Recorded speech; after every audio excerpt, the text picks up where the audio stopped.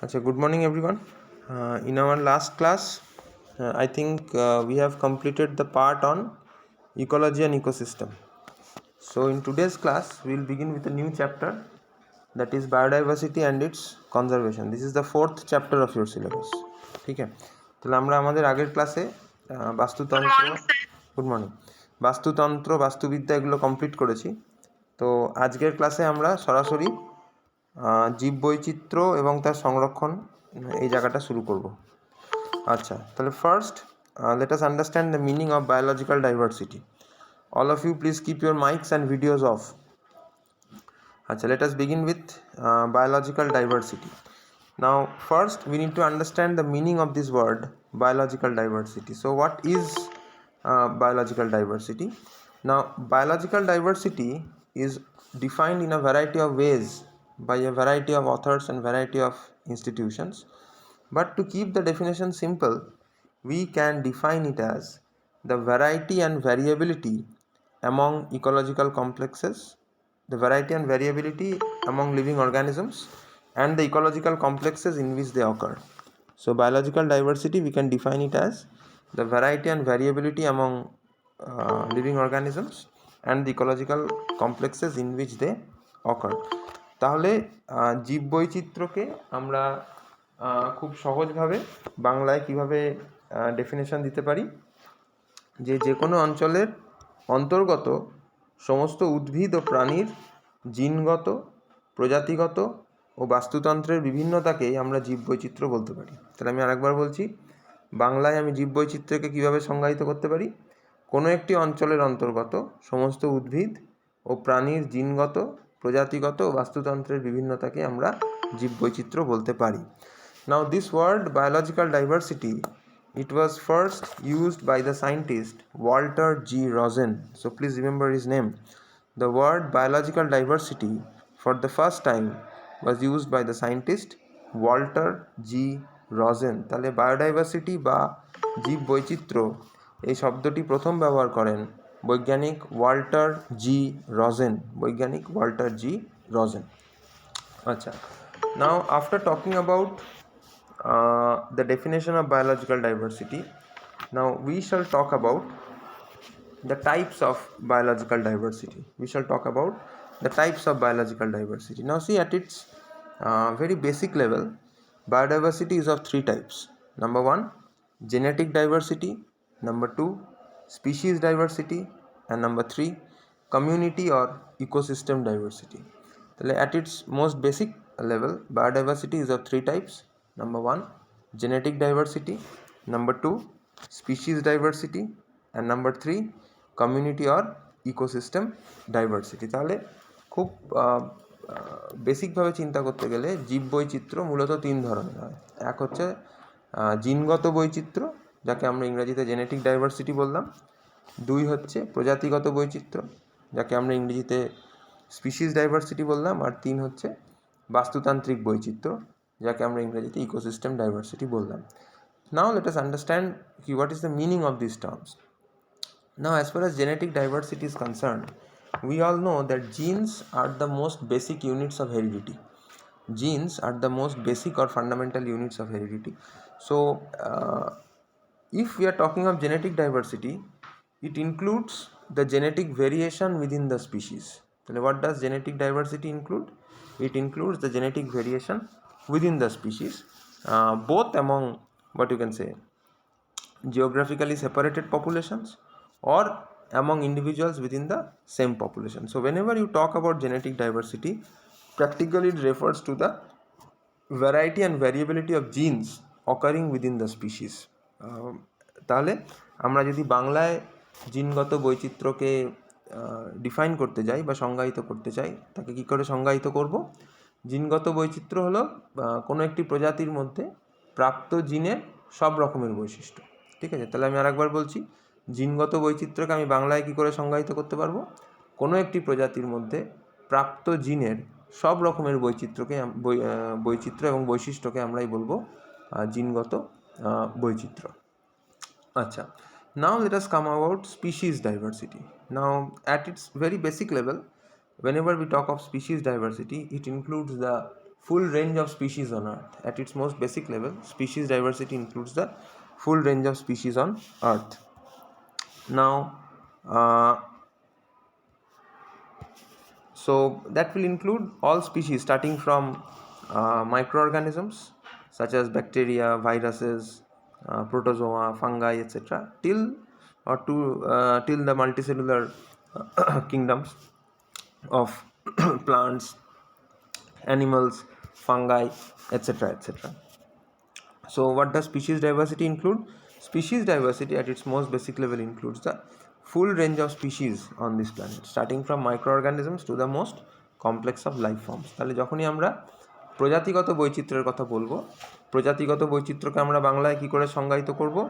যে কোনো একটি নির্দিষ্ট বাস্তুতন্ত্রে বিভিন্ন প্রজাতির উদ্ভিদ, প্রাণী ও অণুজীবের যে প্রাচুর্য সমাহার তাকেই আমরা প্রজাতিগত বৈচিত্র্য বা স্পিসিস ডাইভার্সিটি বলবো। তাহলে প্রজাতিগত বৈচিত্র্যের সংজ্ঞা কী দাঁড়াবে? যে কোনো একটি নির্দিষ্ট বাস্তুতন্ত্রে বিভিন্ন প্রজাতির উদ্ভিদ, প্রাণী ও অণুজীবের যে প্রাচুর্য সমাহার তাকে আমরা বলবো প্রজাতিগত বৈচিত্র্য বা species diversity. Then comes your ecosystem diversity. Now if you are thinking on a wider scale, ecosystem diversity will include the various ecosystems in which the different communities will exist. And what does ecosystem diversity include? Ecosystem diversity includes the various ecosystems in which the communities will ultimately exist. তাহলে যখনই আমরা বাস্তুতান্ত্রিক বৈচিত্র্যের কথা বলবো তার অর্থ কী দাঁড়াবে? যে বিভিন্ন বাস্তুতন্ত্রে বিভিন্ন জৈব এবং অজৈব উপাদানের যে হ্রাস বৃদ্ধির ফলে বিভিন্ন জীব প্রজাতির যে সমাহার তাকেই বাস্তুতান্ত্রিক জৈব বৈচিত্র্য বা ইকোসিস্টেম ডাইভার্সিটি বলে। আমি আরেকবার বলছি, বিভিন্ন বাস্তুতন্ত্রে বিভিন্ন জৈব এবং অজৈব উপাদানের হ্রাস বৃদ্ধির ফলে বিভিন্ন জীব প্রজাতির যে সমাহার তাকেই আমরা বাস্তুতান্ত্রিক জীব বৈচিত্র্য বা ইকোসিস্টেম ডাইভার্সিটি বলবো। তাহলে biological diversity is mainly of 3 types. Number 1 genetic diversity, জিনগত বৈচিত্র্য। নাম্বার 2 স্পিসিস ডাইভার্সিটি, প্রজাতিগত বৈচিত্র্য। নাম্বার 3 ইকোসিস্টেম ডাইভার্সিটি, বাস্তুতান্ত্রিক বৈচিত্র্য। Genetic diversity includes the variety and variability of genes occurring within the species. জিনগত বৈচিত্র্য হচ্ছে একটি প্রজাতির মধ্যে বিভিন্ন জিনের যে বৈচিত্র্য, বৈশিষ্ট্য ও সমাহার তাকে আমরা বলবো জিনগত বৈচিত্র্য। Now species diversity, as I said, at its most basic level, species diversity will include the full range of species on Earth, starting from microorganisms till the most complex life forms. তাহলে প্রজাতিগত বৈচিত্র্য অর্থাৎ আমরা যেটা দেখব যে কোনো একটি নির্দিষ্ট বাস্তুতন্ত্রে তোমার বিভিন্ন প্রজাতির যে উদ্ভিদ, প্রাণী, অণুজীব ইত্যাদি তার যে প্রাচুর্য ও সমাহার তাকে আমরা বলবো প্রজাতিগত বৈচিত্র্য। আচ্ছা, and then comes ecosystem diversity. Now ecosystem diversity will include the variety and variability of the various ecosystems in which the different kind of plant and animal communities exist. It includes the variety and variability of different ecosystems in which the plant and animal communities exist. তার মানে যখনই আমরা বাস্তুতান্ত্রিক বৈচিত্র্যের কথা বলছি তার অর্থ যে বিভিন্ন বাস্তুতন্ত্রে বিভিন্ন যে জৈব এবং অজৈব উপাদানগুলি আছে তার হ্রাস বা বৃদ্ধির ফলে বিভিন্ন জীব প্রজাতির যে সমাহার তাকে আমরা বলছি বাস্তুতান্ত্রিক জীব বৈচিত্র্য বা ecosystem diversity. Now after talking about the 3 most basic levels of biological diversity, let us talk of how to measure biological diversity.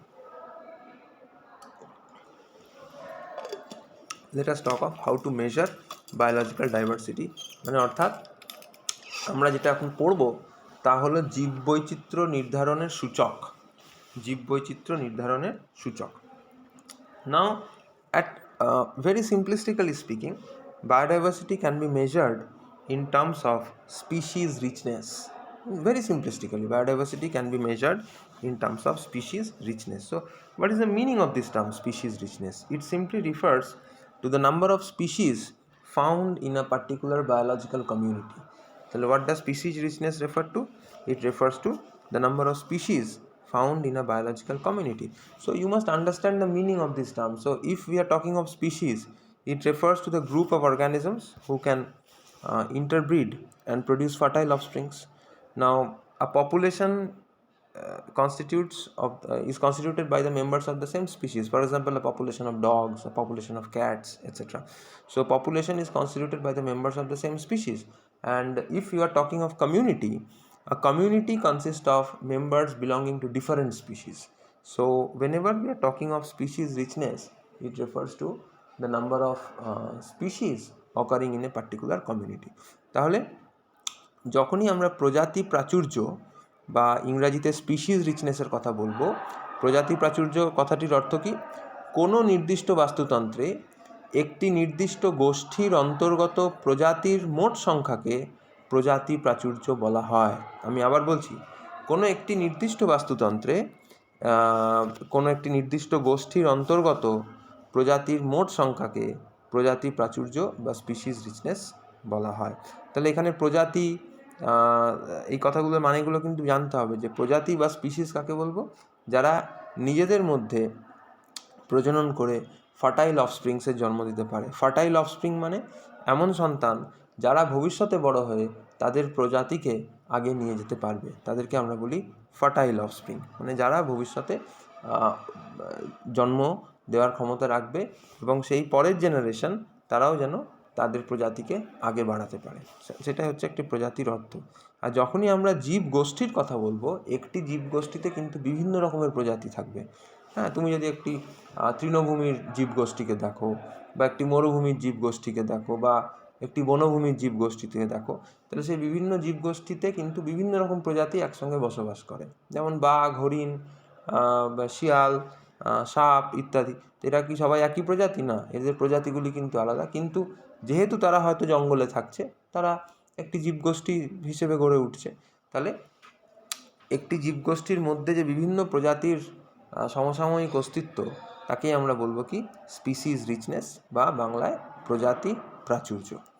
Apart from species richness, there are a few more what you can say indices which are commonly used to measure biological diversity. These include alpha diversity, beta diversity, and gamma diversity. So apart from species richness, you can also use alpha diversity, beta diversity, and gamma diversity to measure biodiversity. তাহলে প্রজাতি প্রাচুর্য ছাড়াও আমরা alpha বৈচিত্র্য, beta বৈচিত্র্য এবং gamma বৈচিত্র্য এইগুলিকে ব্যবহার করেও এগুলোকেও কিন্তু আমরা জীববৈচিত্র্য নির্ধারণের সূচক হিসেবে ব্যবহার করতে পারি। আলফা বৈচিত্র্য, বিটা বৈচিত্র্য এবং গামা বৈচিত্র্য এগুলো সবই কিন্তু জীববৈচিত্র্য নির্ধারণের সূচক।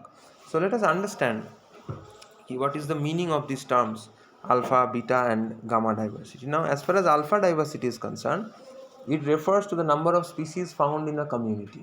So the definition of alpha diversity is quite close to the definition of species richness. So what does alpha diversity refer to? It refers to the number of species found in a single community. So and that is quite close to the definition of species richness. আচ্ছা, তাহলে আমরা alpha বৈচিত্র্য কাকে বললাম? যে একটি নির্দিষ্ট প্রাকৃতিক বাসভূমি অথবা একটি নির্দিষ্ট গোষ্ঠীর মধ্যে প্রাপ্ত জীব বৈচিত্র্যকে আমরা আলফা বৈচিত্র্য বলবো। তাহলে আমি আরেকবার বলছি, একটি নির্দিষ্ট প্রাকৃতিক বাসভূমি অথবা একটি নির্দিষ্ট গোষ্ঠীর মধ্যে প্রাপ্ত জীব বৈচিত্র্যকে আমরা আলফা বৈচিত্র্য বলবো। আচ্ছা, then let us come down to beta diversity. Now what does this beta diversity indicate? It indicates the rate at which what you can say the species composition changes along a particular environmental gradient. So what does beta diversity indicate? It indicates the rate at which species composition changes along a particular environmental gradient. Now say for example, if you are going up a mountain, so you can consider elevation or altitude to be your environmental gradient. So at the lower elevations, at the lower altitudes, you will encounter a few species. As you go up, you might encounter new species. So that particular rate at which you encounter new species, or that particular rate at which the entire composition of the species will change as you move up the altitude, that will indicate the what you can say beta diversity for that particular place. So beta diversity indicates the rate at which species composition changes along a particular environmental gradient. তাহলে বাংলায় যদি আমরা beta বৈচিত্র্যের সংজ্ঞাটা একটু বোঝার চেষ্টা করি, তাহলে আমরা কি করে বলবো যে একটি আন্তঃপ্রাকৃতিক বাসভূমি অথবা আন্তঃগোষ্ঠী জীববৈচিত্র্যকে বিটা বৈচিত্র্য বলা হয়। আমি আবার বলছি, একটি আন্তঃপ্রাকৃতিক বাসভূমি অথবা একটি আন্তঃগোষ্ঠী মানে ইন্টার কমিউনিটি যে জীববৈচিত্র্য তাকে আমরা বিটা বৈচিত্র্য বলব। যেমন আমি পাহাড়ের উদাহরণটা দিচ্ছিলাম যে ধরো যে আমি পাহাড়ের নিচ থেকে ওপরে যাচ্ছি, তাহলে সেখানে একটা এনভায়রনমেন্টাল গ্রেডিয়েন্ট আমাকে ধরতে হবে, মানে কোনো একটা এনভায়রনমেন্টাল কজ বা ফ্যাক্টর হিসেবে ধরতে হবে যেটার অনুসারে জীববৈচিত্র্যটা পরিবর্তন হচ্ছে। তাহলে পাহাড়ে আমি যেমন যেমন নিচ থেকে ওপরে উঠবো আমার উচ্চতা বৃদ্ধি পাচ্ছে, তাহলে উচ্চতাটাই হয়ে গেল একটা এনভায়রনমেন্টাল গ্রেডিয়েন্ট। তাহলে যেমন আমি নিচ থেকে ওপরে উঠবো আমার যে প্রজাতির যে কম্পোজিশন সেই কম্পোজিশনটা আস্তে আস্তে চেঞ্জ হবে। তাহলে উচ্চতা বৃদ্ধির সাথে প্রজাতির এই যে পরিবর্তনটা সেটাকে আমরা বলতে পারি বিটা বৈচিত্র্য। এটা যেমন আমি উচ্চতার ক্ষেত্রে বললাম, এটা তাপমাত্রার সাথে হতে পারে, এটা কি বলবে তুমি ময়েশ্চার অ্যাভেলেবিলিটির সঙ্গে হতে পারে, এটা কোনো মানে তুমি পিএইচের সঙ্গে সঙ্গে হতে পারে, তো বিভিন্ন এর কারণ থাকতে পারে। তাহলে বিটা বৈচিত্র্য অর্থাৎ আন্তঃপ্রাকৃতিক বাসভূমি অথবা আন্তঃগোষ্ঠী জীববৈচিত্র্যকে বিটা বৈচিত্র্য বলা হয়। Then comes gamma diversity. So how do we define gamma diversity? Gamma diversity, this is a term which applies to larger geographical scales. Gamma diversity is a term which applies to larger geographical scales. Now, say for example, the rate at which the what you can say it is the rate in which the species turnover. So gamma diversity you can define as say in very simple terms, suppose you are studying the biodiversity of Asansol. So you will be encountering a certain number of plants and animals. Now you increase your study area to Raniganj, so you will encounter a few more types of plants and animals. Then you increase your study area to maybe Durgapur. So as your study area increases, you will find that new species are being encountered. So it is defined as, gamma diversity is defined as the species turnover rate with expanding geographical areas. So please remember that gamma diversity is often defined as the species turnover rate with expanding geographical areas.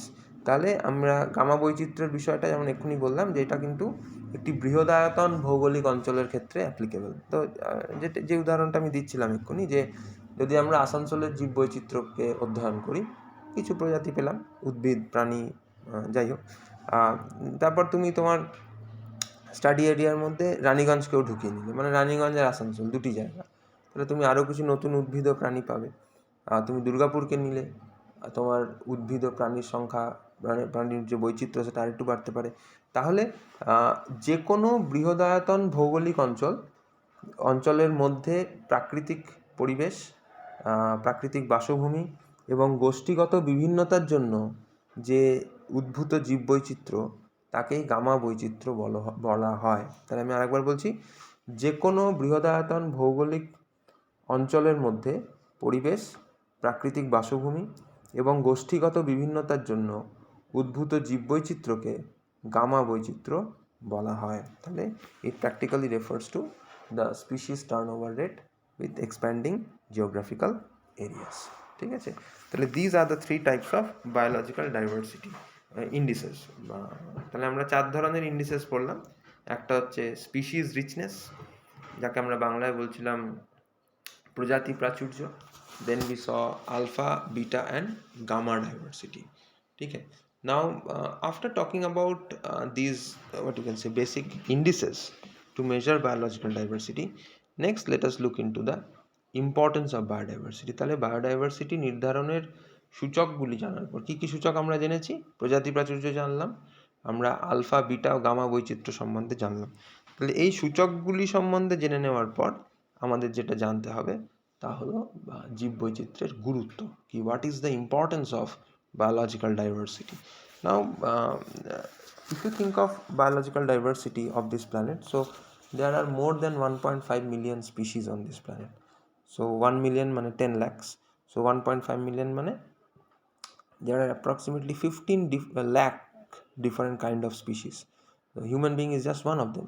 So what is the importance, what is the necessity of this massive biological diversity? Now the first importance which you can think of is your food. Now whatever food we consume, that food primarily comes from biological diversity, the different kinds of plants, animals, different kinds of crops, fruits, vegetables that you consume. It is all a product of biological diversity. তাহলে biodiversity ensures us with our food. তাহলে আজকের পৃথিবীর যে জীববৈচিত্র্য, সেখানে প্রায় 15 লক্ষাধিক প্রজাতি পৃথিবীতে বসবাস করে। তার একটি প্রধান উপকারিতা বা উপযোগিতা হলো জীববৈচিত্র্যের জন্যই কিন্তু আমরা আমাদের খাদ্য পাই।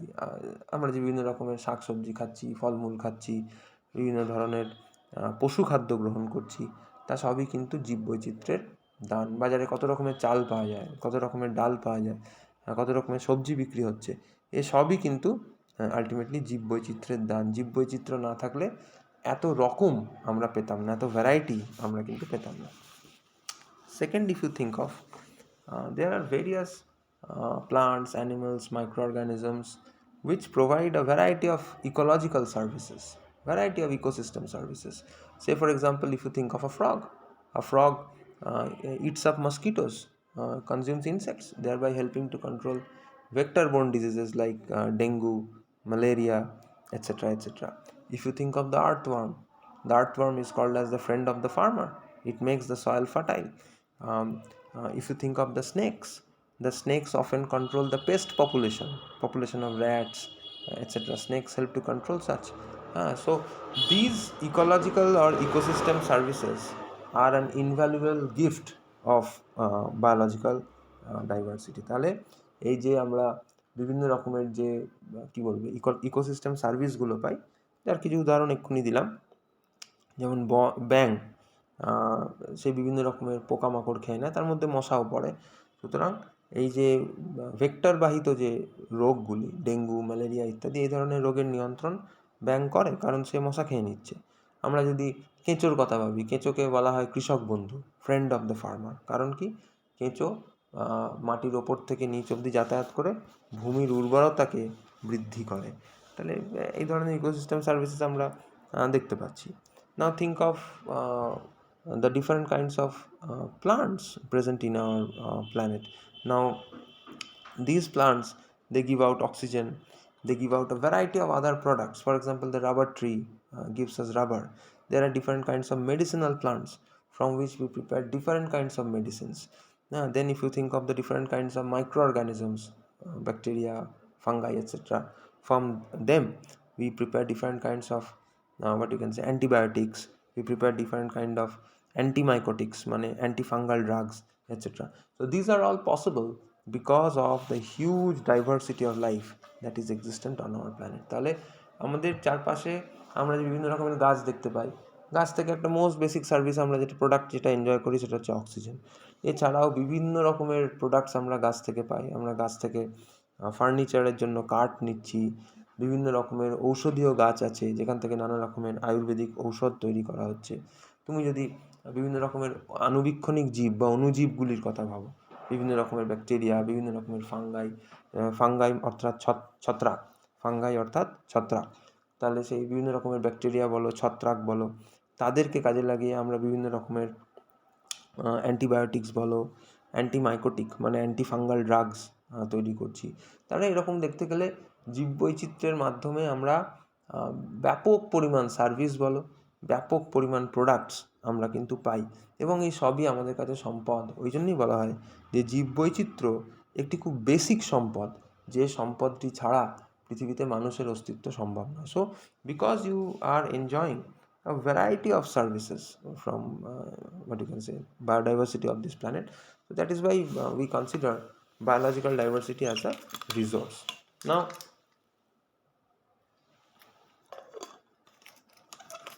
if you think of the tourism sector, let us cite one more example. If you think of the tourism sector, now people visit those places where you find greater diversity of plants and animals. So even to promote tourism, to generate revenue from tourism, you need biological diversity. You will not visit a place where there is no diversity of plants and animals. তাহলে আমরা যদি tourism সেক্টরটার কথা ভাবি, এই যে বিভিন্ন মানুষ বেড়াতে যাচ্ছে, তারা কোথায় বেড়াতে যাচ্ছে, তারা বেড়াতে গিয়ে কী দেখতে চাইছে? মূলত কিন্তু আমরা প্রাকৃতিক সৌন্দর্যময় স্থানগুলোতেই বেড়াতে যাই এবং সেখানে গিয়ে আমরা প্রকৃতির শোভা দেখতে চাই। তো সেই প্রকৃতির শোভা বহুগুণে বর্ধিত হয় যদি সেখানে জৈব বৈচিত্র্যের উপস্থিতি থাকে, কারণ জৈব বৈচিত্র্য প্রকৃতিরই একটি অংশ।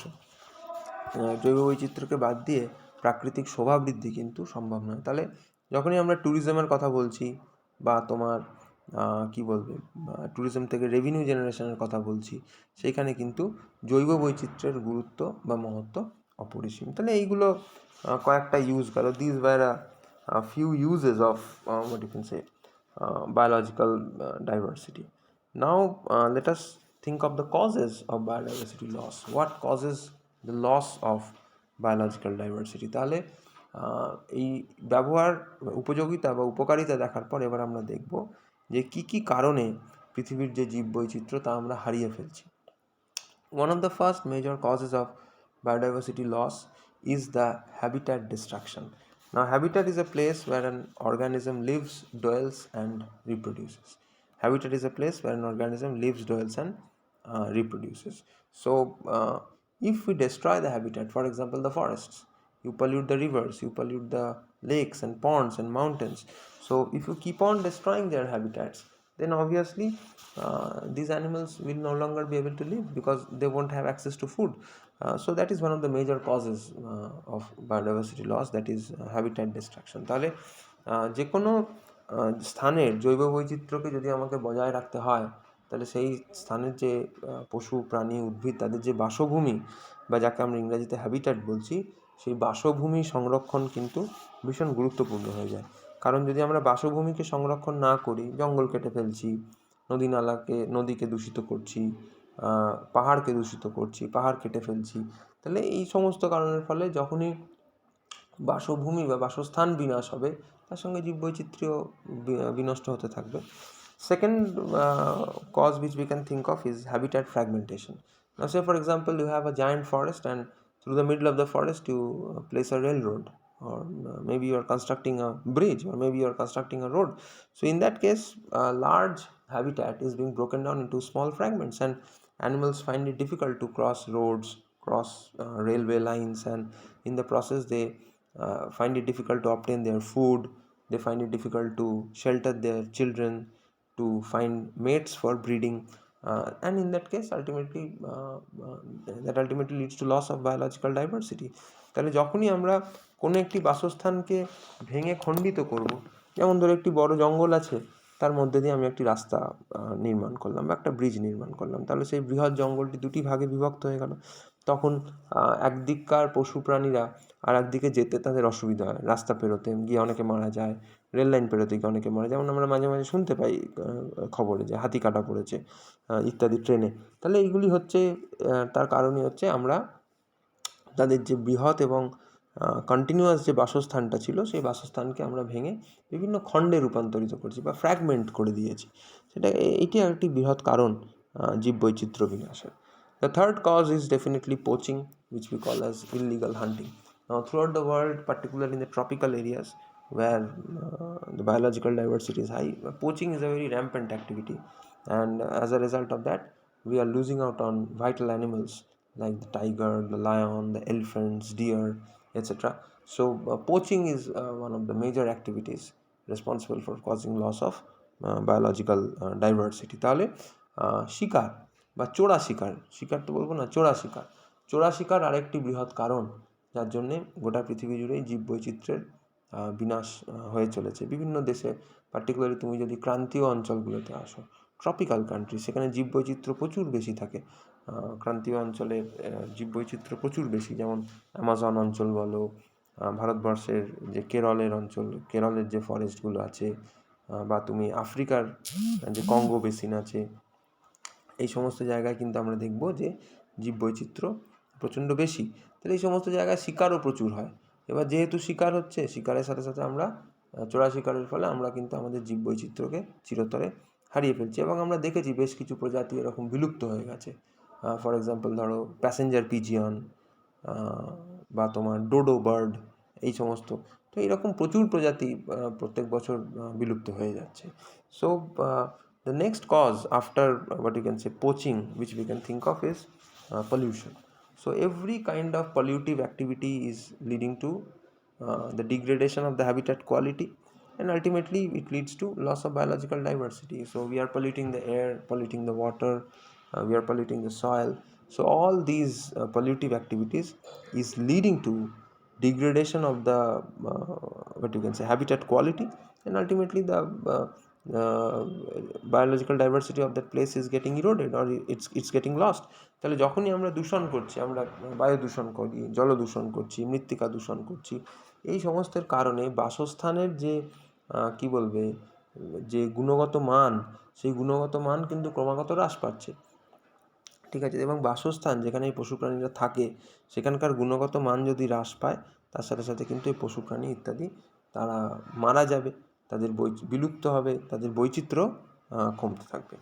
দেন you can think of the global climate change, global warming and associated climate change. So climate change is massively and tremendously affecting biological diversity of this planet. The climate's changing, earth is getting warmer by the day, and as a result biological diversity is getting lost. Animals are finding it more and more difficult to survive on this planet.